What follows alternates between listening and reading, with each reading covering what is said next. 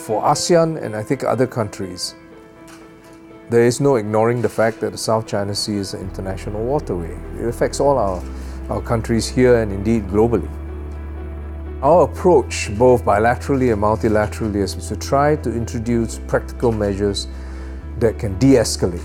So let me give some examples. The hotline, the direct communications link, is set up among ASEAN defense ministers. At the same time, you just can't depend on a hotline. So you have to build up confidence. You have to know one another. And that's why we've been busy pushing for joint exercises, which we recently conducted here. We had 3,500 over troops, many planes and ships from 18 countries working together. That really builds confidence and understanding.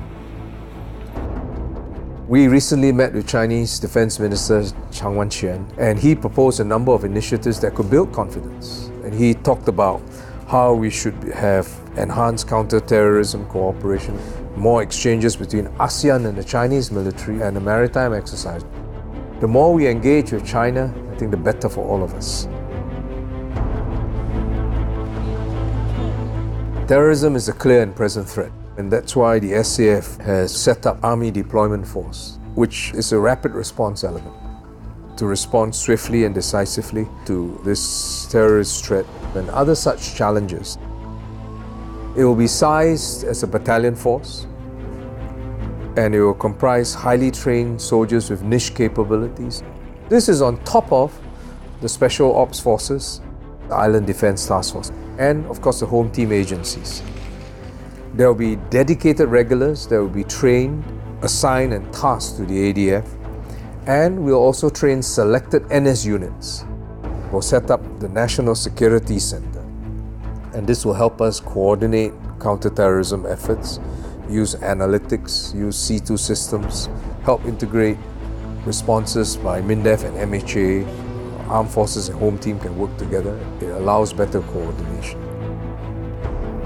We can't fight terrorism alone. The problem is too big, too diverse. You need the cooperation for international community. So at the same time that we internally restructure and make our responses more decisive, more swift, more effective, we have to step up our collaborations with other agencies, sharing information, combined resources for operations to deal with terrorists.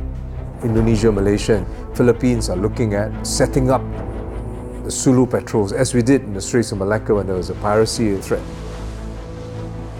And if Singapore is invited to join, Singapore will join. I mean, it's to our interests. Of course, with the agreement of the littoral states. We are always prepared, ready to meet today's challenges, as well as adapt to new challenges on the horizon and even unseen ones.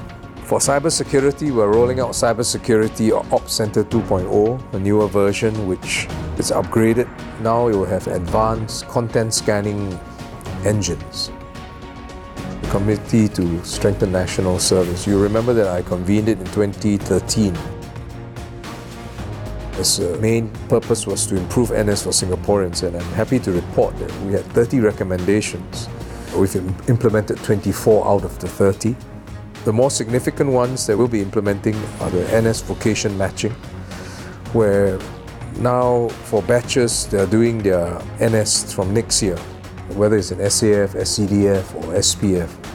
They will be able to indicate their interest for vocations, and we'll try to match them to the best of our ability. Obviously, operational requirements will come first. We'll have a new armoured fighting vehicle to replace the Ultra M113s, more souped up, enhanced firepower, protection, mobility, situational awareness. We will roll it out by 2019.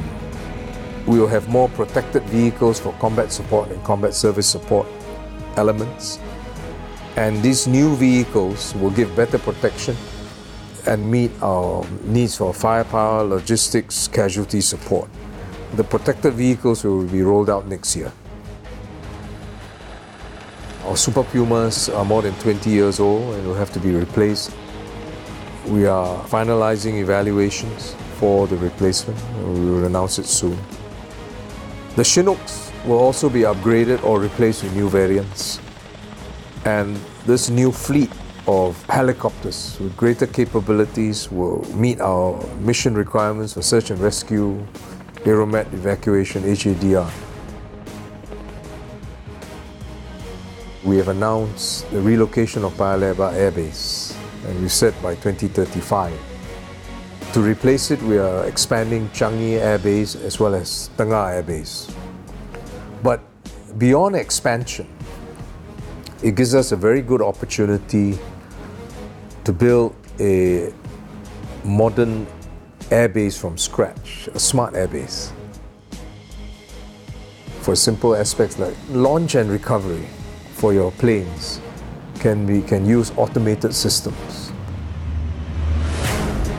You not only have to be able to launch airplanes, but you have to protect the island. So we looked at an enhanced island air defense system with extra layers, and I think that will give our people greater safety. We're launching the third LMV called Unity this year, so by 2020 we'll have the whole fleet of 8 LMVs. Our LSTs are aging, 20 years old, and need to be replaced. The replacement for the LSTs will have to be larger, more capable, more carrying capacity, including more space, more capacities for more helicopters. The idea is a joint multi-mission vessel, a larger scale than the LSTs. The CSP, the Comprehensive Strategic Partnership we have in Australia, has been agreed. We are busy planning with the Australians what to build. On the cards are combined arms live firing range, which means that you have ability to fire in concert. Artillery, Air Force, Apaches, armor infantry can fire at the same time. Then, because of the threat of terrorism, we have urban live firing area, much bigger than the one we have in Murai. It will mean many more training opportunities for NS soldiers to be able to go there. To drive all this, you will need capable leaders for your defense technology, your scientists and engineers. So we are launching, on par with the SAF scholarships, the MINDEF Defense Science Scholarship. We are out to compete for top engineering and science talent to join MINDEF for our defense needs. We need it. The SAF has done very well in the last 50 years. When we started, very few believed that Singapore could defend itself. Today, very few doubt that the SAF can protect Singaporeans and defend our nation.